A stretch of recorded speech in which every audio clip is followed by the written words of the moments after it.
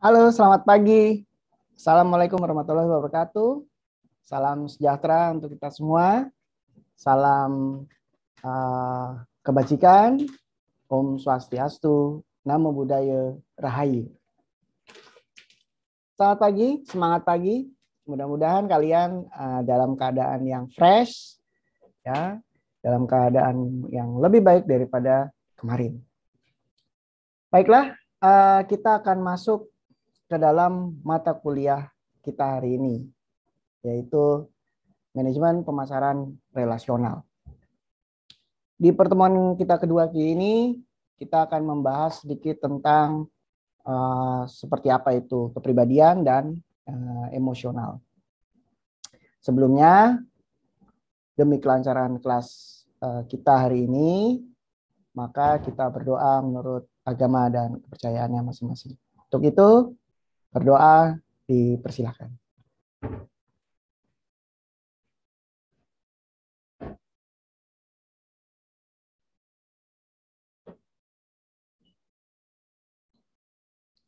Baiklah, terima kasih.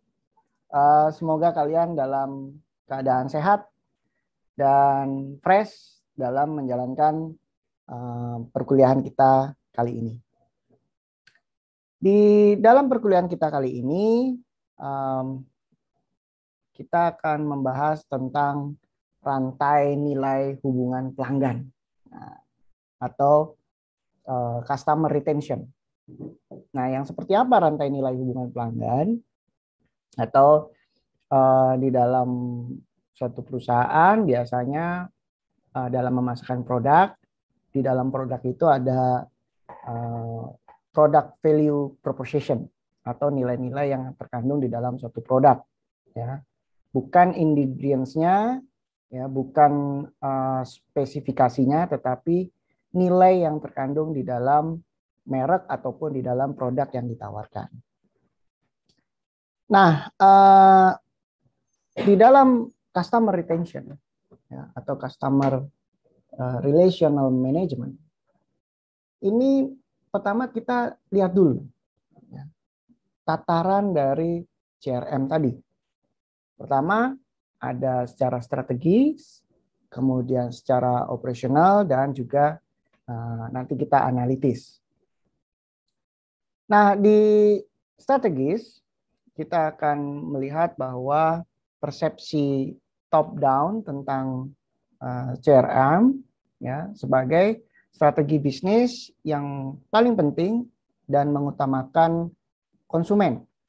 Nah, ini memiliki tujuan supaya konsumen ini terpikat dan bisa loyal terhadap perusahaan, ya, atau produk ataupun jasa yang kita tawarkan.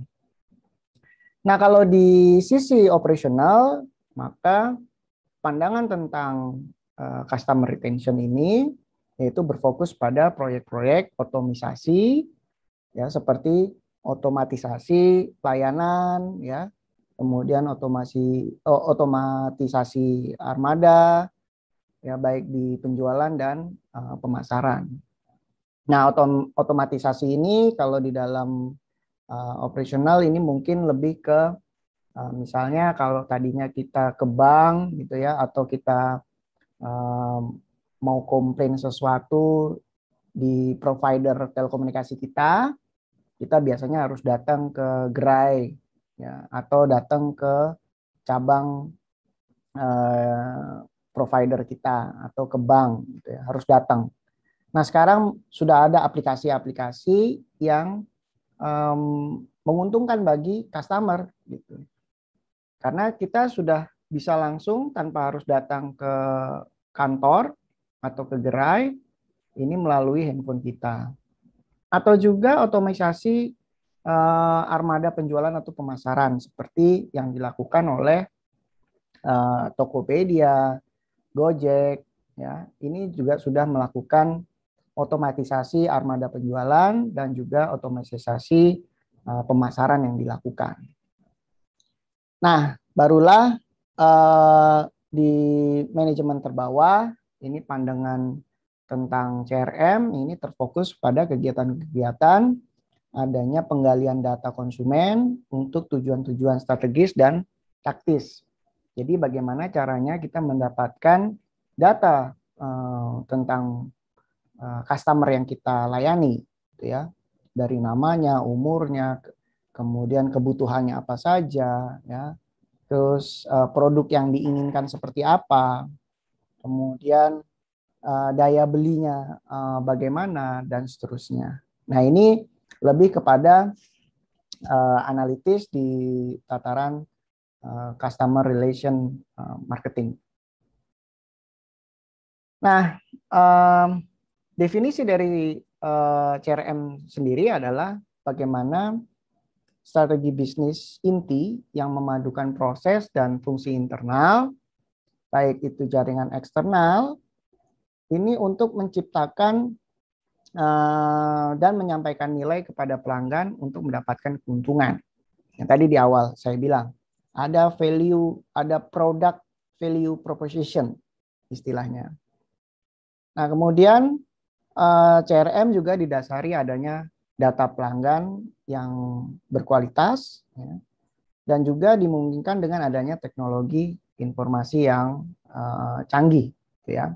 Jadi kita bisa mendapatkan data pelanggan ini bisa melalui testimoni, ya, kemudian atau juga survei, ya, yang kita lakukan melalui G-Form, ya, atau juga yang lainnya yang bisa kita dapat melalui aplikasi-aplikasi ataupun teknologi yang berbasis internet atau Internet of Things. Nah, ini adalah definisi dari CRM. Nah, seperti apa ya CRM ini? Nah, untuk itu saya akan memberikan ilustrasi, ya, ilustrasi tentang Apple M1 processor, ya, di mana bahwa suatu produk dengan kecepatan, ketangguhan, dan akurasi ini bisa memberikan keceriaan atau juga kebahagiaan si customer ketika dia memiliki atau membeli produk ini. Untuk itu, mari kita lihat bersama Mission Implausible Apple M1 Processor.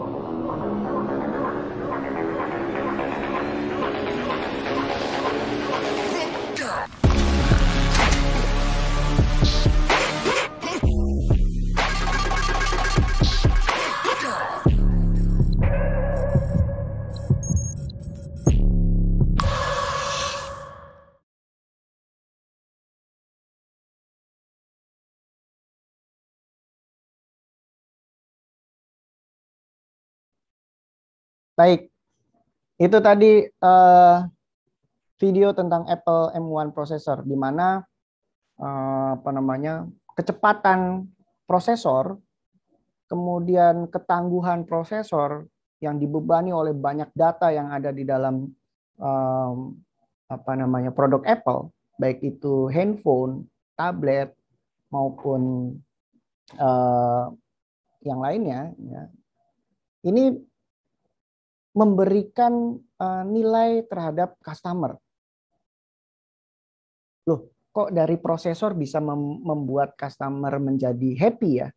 Oh iya, karena kalau kita download sesuatu atau kita sedang streaming sesuatu di gadget kita, kemudian muter aja itu tandanya, kan kita jadi nggak happy. Nah, dengan prosesor yang cepat, ini akan membantu jaringan yang kurang baik ini menjadi lebih cepat, sehingga yang didapatkan adalah happiness, gitu ya, kebahagiaan customer dalam mengoperasikan gadget, gitu. Nah, ini yang harus kita telaah bersama. Nah, kemudian juga ketepatan ketepatan dan kecepatan ini juga menjadi hal yang paling utama juga bagi Apple. So, yang lainnya membuat gadget dengan banyak spesifikasi, tetapi Apple steady di situ dan memperbaiki prosesor, kemudian kecepatan dan ketangguhan prosesor serta ketepatan matematis supaya gadgetnya itu bisa berjalan dengan baik dan sempurna tanpa gangguan satu apapun. Nah, itu tadi tentang mission implausible. Nah, rantai nilai CRM ini akan didapat oleh customer dan juga akan didapat juga oleh produsen atau perusahaan. Pertama, perusahaan akan menentukan tahapan-tahapan utama, ya, seperti kita akan menganalisa dulu ya portofolio dari pelanggan yang kita miliki. Setelah kita tahu data-datanya, kita tahu karakteristik dari pelanggan yang kita layani, barulah kita bisa melakukan pendekatan. Ya, pendekatannya bisa melalui macam-macam. Ya, misalnya bonus-bonus atau juga janji-janji yang akan kita tampilkan di dalam iklan, gitu ya, sesuai dengan spesifikasi produk.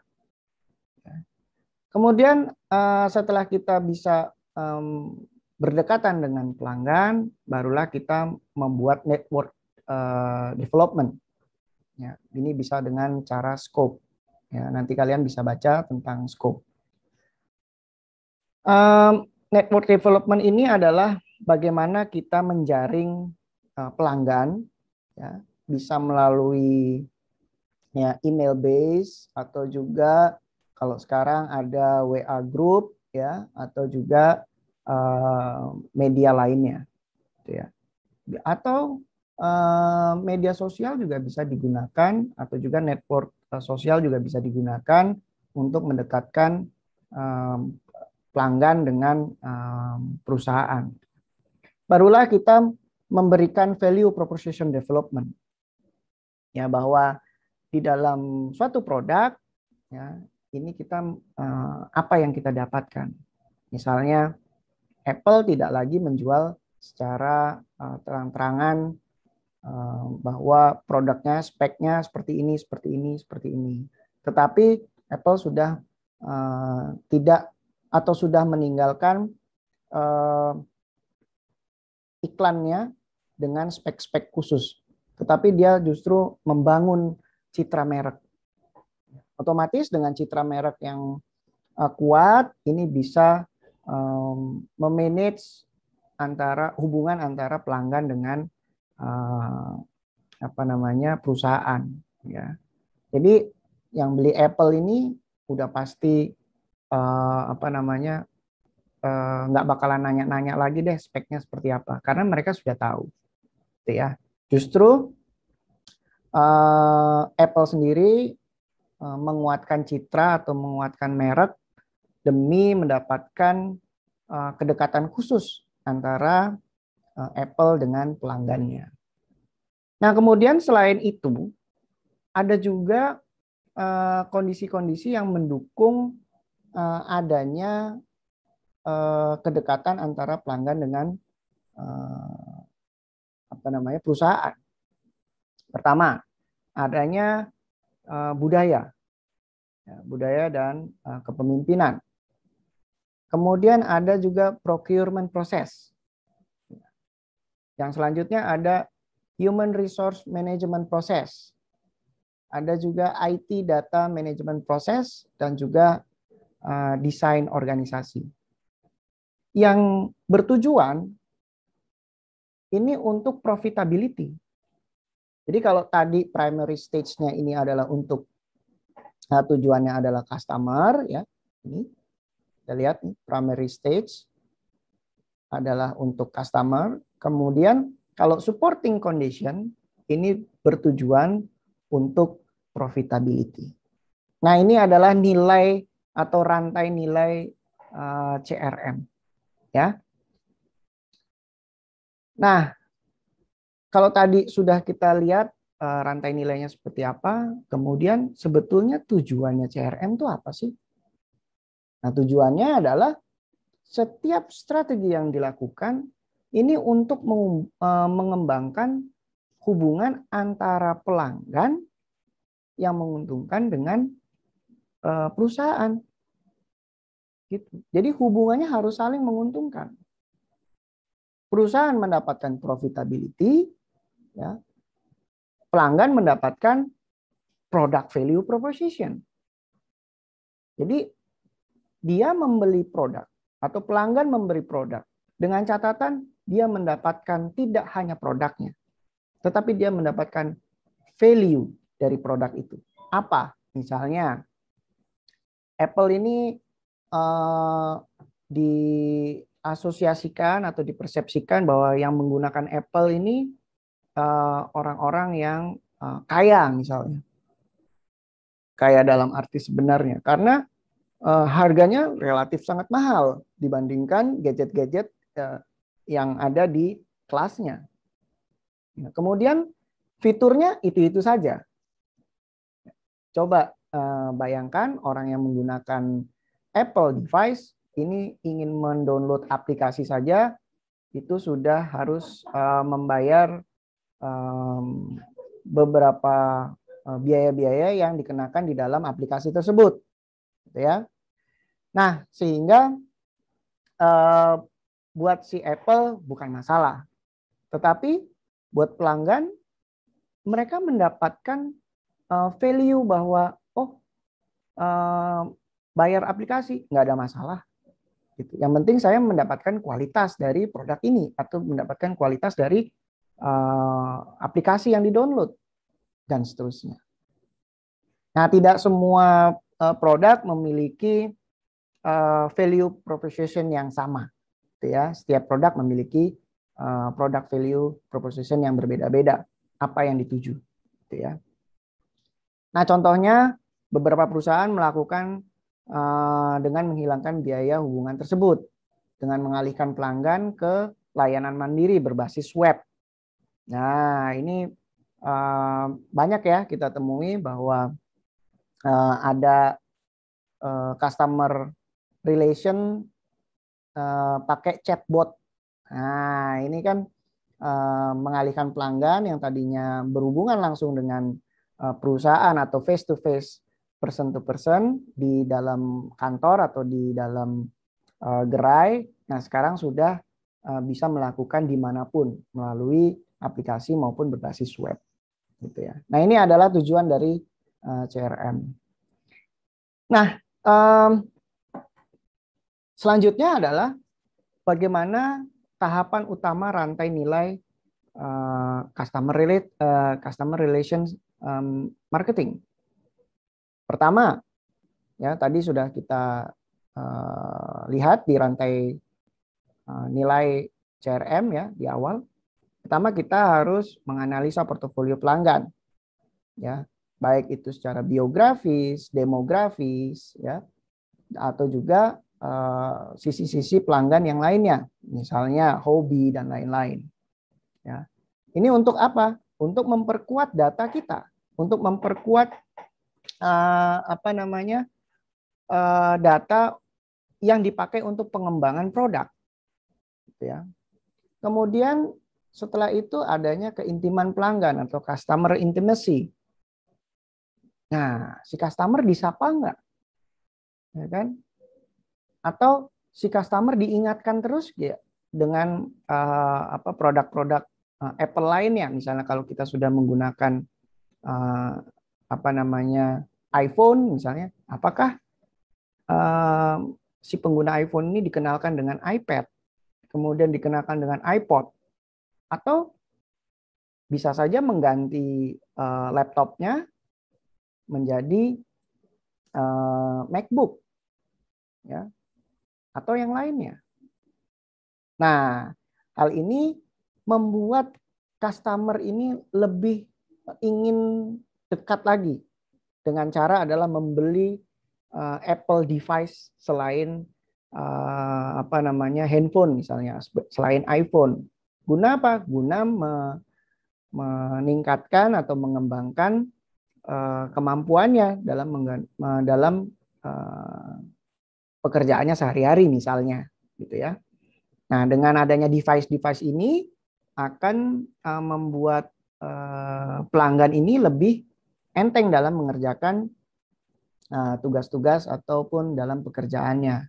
Jadi supporting device-nya ini semuanya Apple misalnya gitu. Nah, ada kalau produk Android ya menggunakan G Drive. Nah, tapi kalau Apple lebih dulu mengembangkan cloud ya, sehingga sama-sama berbasis internet ya, server berbasis internet, tetapi pengembangannya lebih secure Apple dibandingkan yang Android based atau Drive gitu ya. Nah, kemudian pengembangan jaringan.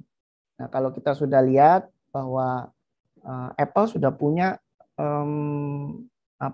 jaringan customer yang bagus. Nah, tinggal dia mengembangkan atau memperkuat merek yang dimiliki atau merek Apple untuk di segala bidang, untuk di segala activity.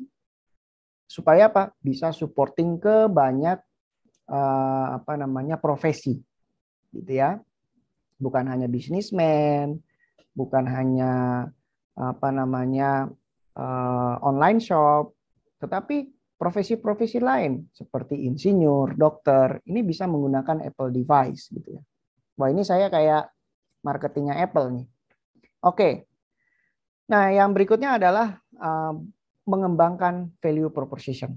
Ya, tadi dengan mendapatkan nilai bahwa yang menggunakan Apple ini orang yang sudah mapan, gitu ya.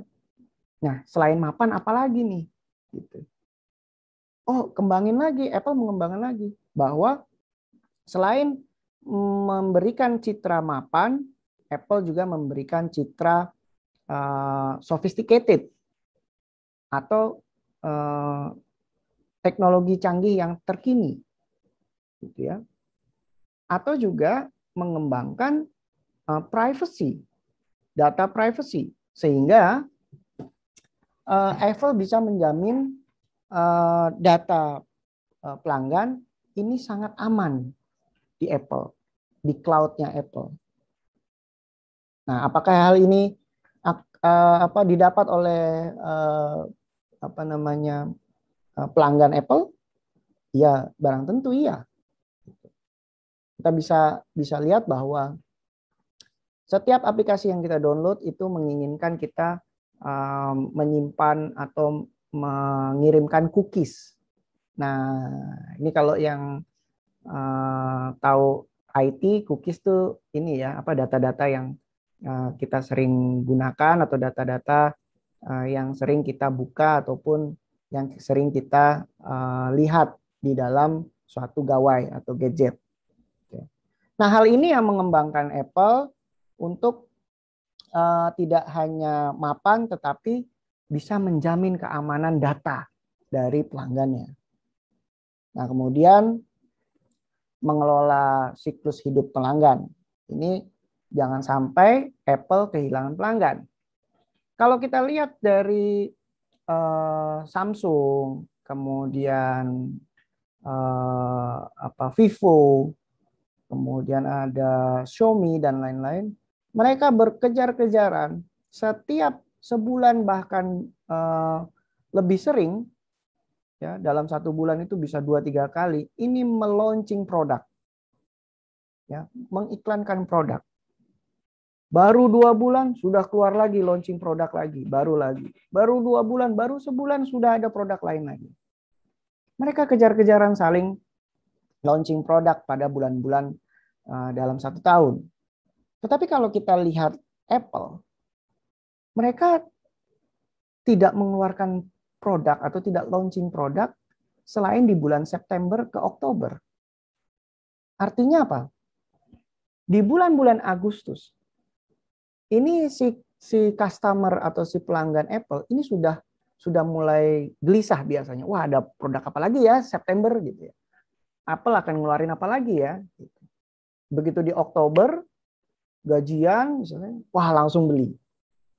Gitu. Nah, hal ini yang dilakukan oleh Apple dalam mengelola siklus hidup pelanggannya. Ya. Jadi bukan setiap bulan launching produk, bukan setiap bulan beriklan. Tapi Apple hanya melakukan 1 tahun hanya 1 atau 2 kali beriklan untuk launching produk. Gitu. Hal ini juga bisa membuat pelanggan Apple ini bisa berpikir atau karena mahalnya produknya mungkin bisa menyimpan dulu harta bendanya, uangnya untuk dialokasikan beli device Apple lainnya di tahun depan misalnya gitu, atau untuk memperbarui device-nya. Nah, ini merupakan tahap utama rantai nilai CRM. Nah, kalau tadi saya bicara tentang value proposition, tidak hanya memberikan bahwa yang menggunakan Apple itu adalah orang yang sudah mapan. Nah, ini saya akan memberikan contoh ilustrasi video tentang data privacy dari Apple. Ya. Jadi Apple ini menggunakan technological information data privacy yang sangat secure, yang sangat aman. Untuk itu, mari bersama-sama kita lihat ilustrasi video data privacy Apple Technological Information Data Privacy. Felix?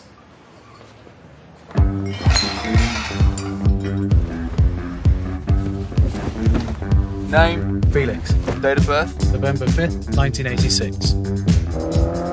Tracking current location. Can I have a taste of your ice cream?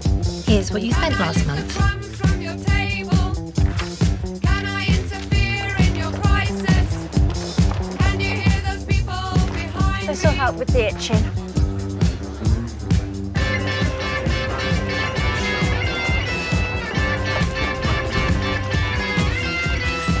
I have a taste of your ice cream? Can I lick the crumbs from your table? No, mind your own business. Why don't you mind your own business? Why don't you mind your own business?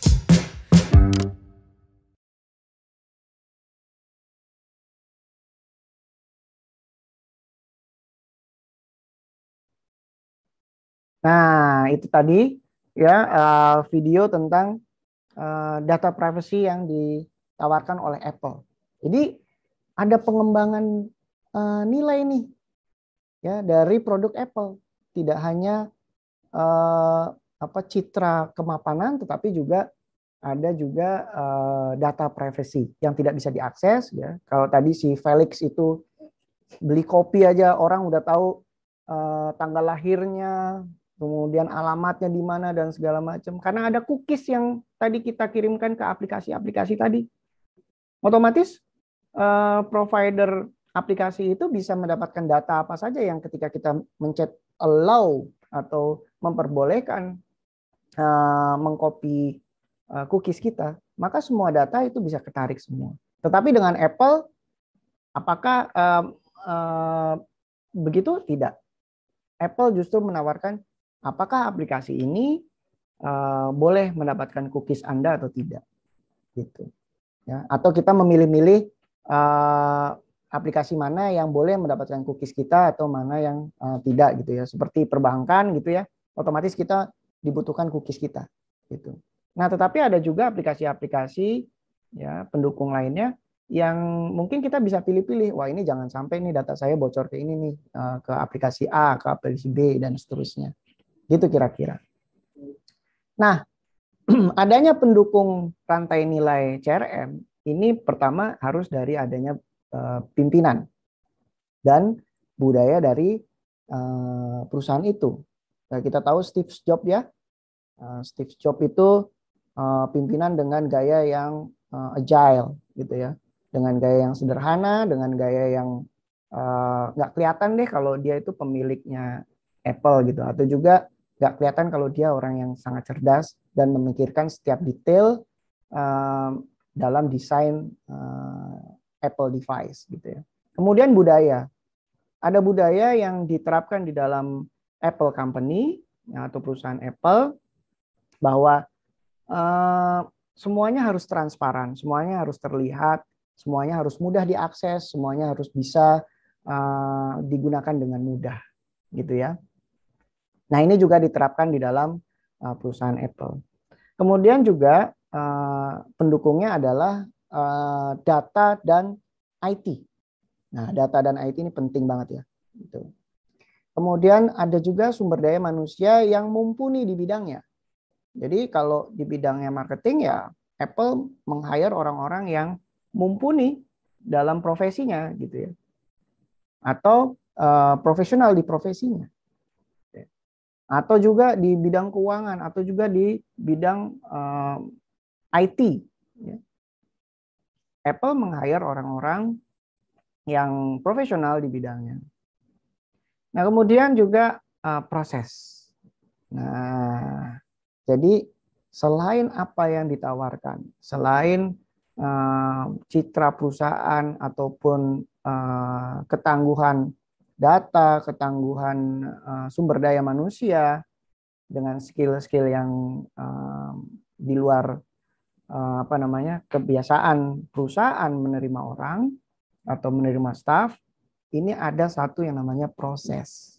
Di mana proses ini tidak hanya sekali dua kali ya dalam menguji suatu device atau suatu produk, tapi dilakukan berkali-kali ya. Sehingga apa? Sehingga untuk mendapatkan produk atau device yang benar-benar mampu memenuhi kebutuhan pelanggannya, mampu memenuhi keinginan pelanggannya. Gitu ya. Jadi benar-benar prosesnya itu dilihat satu persatu. Dari quality control-nya, kemudian dari quality assurance-nya, ya, hingga ada asuransi khusus untuk device-nya. Wah, ini jarang sekali ada suatu produk yang memiliki asuransi khusus untuk device-nya. Biasanya hanya sebatas kerusakan ataupun penggantian kalau sudah dipakai ada kerusakan. Tetapi ini ada khusus asuransi kebencanaan. Nah, ini hal yang baru ini. Nah, otomatis apa? Nilai ini lagi yang dikembangkan oleh Apple gitu ya. Baik, itu saja yang bisa saya sampaikan tentang CRM kali ini. Terima kasih. sudah ada di kelas saya. Untuk itu kita bisa mendiskusikan apa yang sudah saya sampaikan dan apa yang sudah kalian lihat gitu ya.